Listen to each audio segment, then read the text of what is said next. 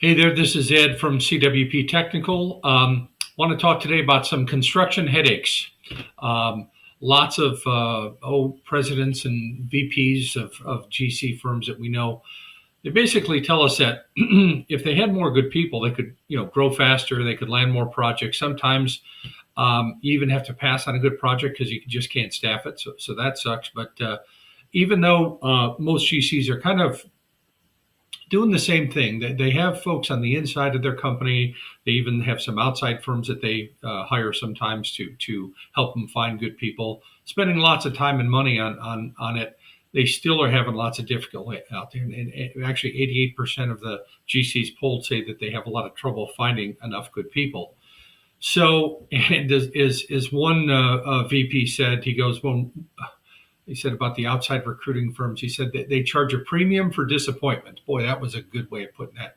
But studies show, the reason for that is when they run these ads and posting whatever else they do, there's like a 2 to 5% hit rate.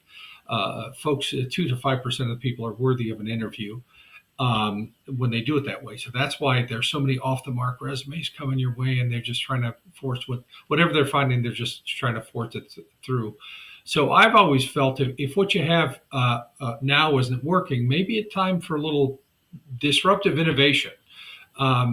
Real recruiting isn't running ads; it's talking to people all day long. And the untold secret is that these high value, high impact people, they are everywhere. They're actually easy to find. They're just very devilishly difficult to recruit. Think of your top 10 folks in your company, your go-to people. Well, all firms have their version of that. So very easy to find, but again, very difficult to recruit. And the key is when you do try to recruit them, you can't have some kid reading a script as the first point of contact. That's not going to work. That sends the wrong message.